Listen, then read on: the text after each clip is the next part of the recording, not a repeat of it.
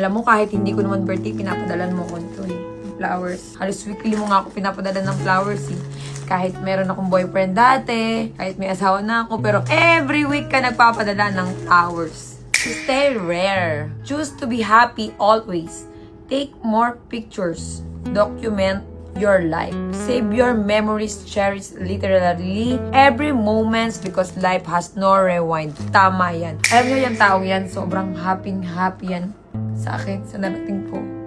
Ikaw yung tulay para maging matatag ako. At ikaw din yung tulay para maging vlogger ako. At ikaw yung nag-push sa akin para masenso ako.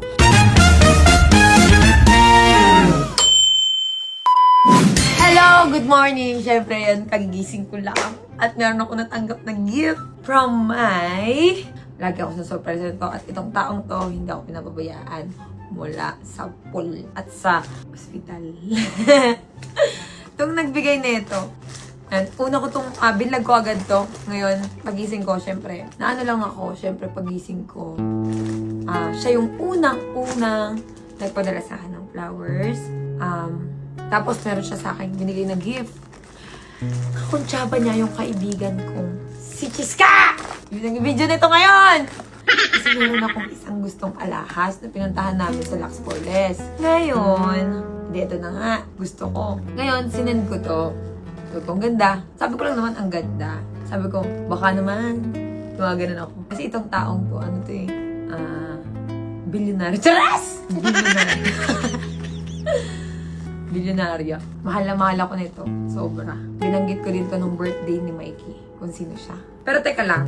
Unbox ko muna syempre kung ano yung gift niya. Teka lang, mamaya na. Okay, thank you muna ako sa flowers. Unang-una, salamat sa flowers. My letter! Alam mo, kahit hindi ko naman birthday, pinapadalan mo ko ito eh. Flowers. Halos weekly mo nga ako pinapadalan ng flowers eh. Kahit meron akong boyfriend dati, kahit may asawa na ako, pero every week ka nagpapadala ng flowers. Okay. Stay rare. Rare! Stay rare. Choose to be happy always. Take more pictures. Document your life. Save your memories. Cherish literally every moments because life has no rewind. Tama yan. Happy birthday, kamote. Tatawagin na lang kitang kabote. Kasi ikaw ay pasulpot-sulpot. Pag nagkikita tayo, parang isang beses na lang sa isang taon. Hindi tayo nagkikita. Kasi alam mo na, maraming hadlang. Diba? Actually, itong taong to. Okay. Kwento ko lang sa inyo kung sino to Si Sir, yung taong hindi ako pinapabayaan. Siya yung nakwento ko noon na tumulong sa akin kung bakit nabuhay si Baby White. Tapos siya yung taong tumulong sa akin na mailabas ako sa ospital nung nakaraan. Na kailangan ko ng 1 milyon. Pinuntahan niya ako sa ospital para mailabas ako sa ospital. Yun. Pero binayaran ko yun, di ba, Sir? Tapos, siya rin ang tumulong sa akin sa lahat. Itong bahay na tinatayo na tinitirhan ko, tinulong to sa akin nung taong to. Pero yun nga, hindi na nga kami nagkikita. Siyempre, kaya ko na yung sarili ko. Diba, Sir? Alam nyo yung taong yan, sobrang happy yan sa akin, sa narating ko. Ay! Kasi di kami pwede. Wala pa nga yung event eh. Napayak mo na ako. Tapos, gusto ko lang mag-thank you. Sobrang bait mo. Hindi mo ako pinapabayaan talaga kasi kahit sino lalaki yung makita mo sa buhay ko, wala ka pakialam. Hindi ka naghahangad ng kahit anong kapalit. Hindi ka naghahangad sa kahit anong. Dati na, muntik ko nang si Mikey, alam mo yun, na nalaman mong buntis ako. Sabi mo sa akin, ituloy ko. Ikaw yung tulay para maging matatag ako. At ikaw din yung tulay para maging vlogger ako. At ikaw yung nag-push sa akin para masenso ako. Sa lahat ng business ko, ginaguide mo ako. Lahat ng buhay ko, ikaw yung nasa likod ko. Lahat ng problema ko, ikaw. Ikaw lang yung nakakaat sa akin. Ikaw yung tumutulong. Sorry sa mga nagawa ako. Pero salamat. Pinasaya mo ako. Naiyak ako eh. Bakit? Mababulo ako eh. Tapos kasi dami na pinagdaanan na itong taong to. Sir, kami magkakilala. 18 years old pa lang ako. Magkakilala na kami niya. Siya rin nag-push sa akin dati. Paano ka pumapunta, paano makapunta ng Singapore. Tinulungan ako niyan. Siya nag-ano sa akin. Tapos pinauwi niya rin ako kasi nga, nung nasa Singapore ako, sabi niya, huwag ka na dyan. Yan yung, dito ka na lang. Ginawa niya, yun nga, sabi niya, hindi mo na kailangan yan. Hindi mo na kailangan pumunta dyan. Dito ka na lang sa Pilipinas. So, umuwi ako. Tapos nun, pag uwi ko, kasi nga, nagsumbong ako sa kanya na, ay, kawawa ako dito. Sinagap ako. Parang anghel ko yan eh. Si Sir. Sir ang tawag ko sa kanya kasi parang bossing ko siya eh. Kasi ang taas-taas na tao nitong taong to. Siya sumagot ng first birthday ni Mikey, lahat. Tsaka ito nga, yung tinitiran kong bahay, okay lang sa kanya. Kahit nagtitira ako ng lalaki dito, okay lang. Basta sabi niya, tinutulungan niya ako. Bukal sa puso niya yun. Tapos ito, meron siyang gift na gustong gusto ko, na hindi ko alam. Sinurprise lang ako kanina paggising ko. Binigay sa akin ni Jessica. Tapos yung taong yan, sobrang bait. Siya yung nakita ko na wala talagang intention na masama. Kasi kahit na ano dumadating sa buhay ko, laging nandyan. Laging nandyan. Ang pangarap nga niyan, makapunta kami ng ibang bansa eh. Kaso, hindi pwede. Maraming mata. Maraming nanggugulo. Maraming magulo. Ayokong madamay siya kasi itong taong tumataas ng taong to eh. Tapos, pero siya yung kauna-unahang nagbigay sa akin ng opportunity sa buhay. Tapos siya yung nagmulat sa akin na bumangon ka. Ganon. Pero ikaw din ang unang nagbigay sa akin ng anxiety, sir! Alam mo dyan, no? Na-depress ako nung nagka-girlfriend ka dati. Tapos, basta, si sir lahat, ayoko pangalanan. Tapos ang tawag ko sa'yo, Kabote. Nilagay ko to sa vlog ko ngayon para syempre maano mo. At pagkatapos, itong event na to, grabe ka. Dapat simple lang yung birthday ko. Pero anong ginawa mo? Dapat nasa garden lang kami. Ang ginawa mo, yung mamaya, yung birthday ko, sobrang bongga. Kausap niya yung mga friend ko. Sila na nagkasikaso. Ikaw lang ang tagabayad. Sir, wag nakilala niyo yan si Sir. Lalabas din yan soon. Pero di na kami nakikita eh. Ano lang siya, parang si Kuya, sa Pinoy Big Brother, palaging may mga padalang ganito, ganyan. Okay lang naman sa kanya lahat ng nagkaka-boyfriend ako.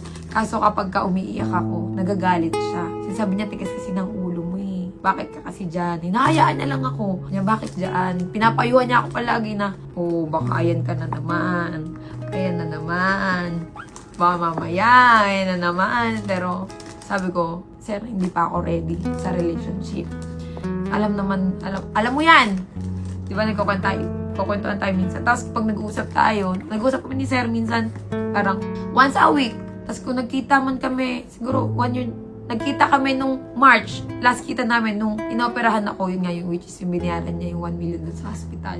Nang hiram ako ng 1 million, pinahiram niya ako. Okay, sir, tama na. Nalulungkot ako kasi gusto ko nga sa birthday ko dito kakaso. Hindi natin magawa, diba? Kasi nga, ayoko rin makita ka sa social media. Alam ko, private kang tao. Kasi, kilala ka. Okay, thank you syempre sa Lux for Less. Okay, eto na yung gusto kong alahas. Eto, hindi ko naman to alam na ibibigay sa akin. Wala akong idea talaga. Ayun, pagising ko na, sabi ko, ha? May ganyan? Alam ko na kasi to kung ano to, yung Lux for Less. Alam ko na to. Sabi kasi nitong nagka-camera si Jessica, meron akong ibibigay sa'yo. Tignan natin. Pagbintangan pa nga. Diba? Hinalaan mo pa Kasi ako. nung nakaraan, meron akong alahas na gustong gusto. Alam niyo lahat ng gusto ko, binibigay niya ni Sir. Totoo. Dati, kapag may gusto akong alahas, ay, ang ganda nun. Gumagano lang ako Ay, ang ganda nun. Aba, kinabukasan, dala na niya. Tapos, pag meron akong gustong, alam niyo na, kahit sasakyan, mga ganun.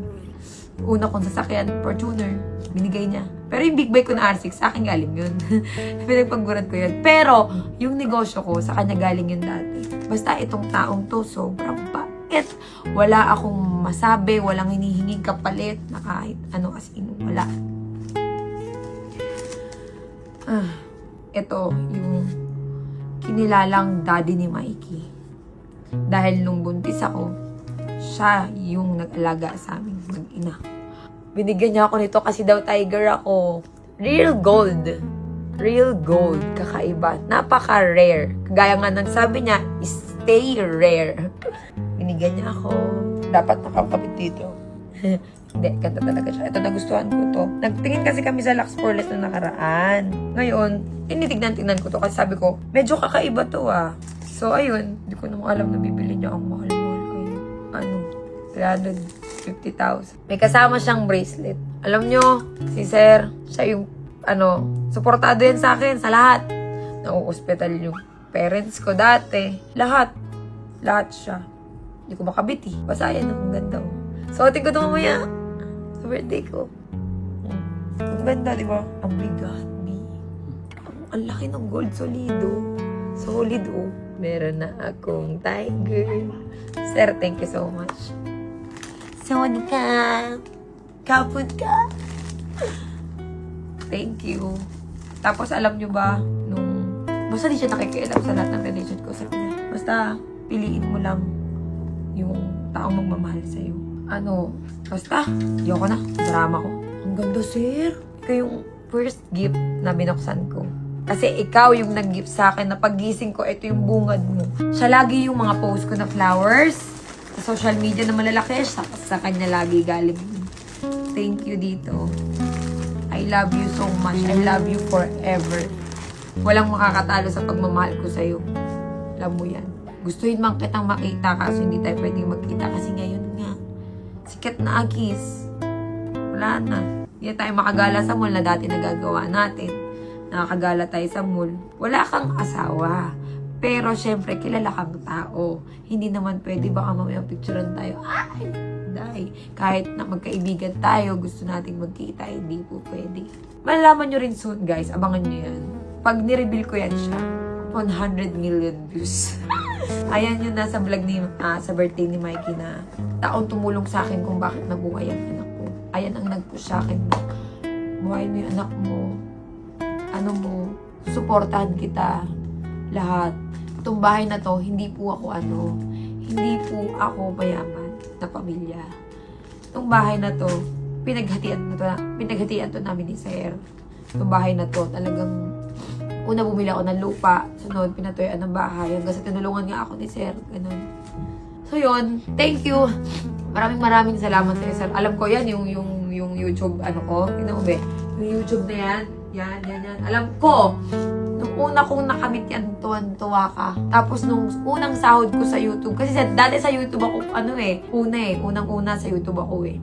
Sumikat ako dati bilang Burger Queen eh. Grabe, nung nag-trending yon na naka-big bike ako. Tuwan-tuwa siya. Sabi niya, mag-vlog ka. Pinush niya ako, binilhan niya ako ng camera. Lahat ng mga equipment sa pagbablog, binili niya sa akin para daw mag-start ako. Even laptop, lahat. Sinuportahan niya ako hanggang sa yun na. Umush na ako mag-vlog.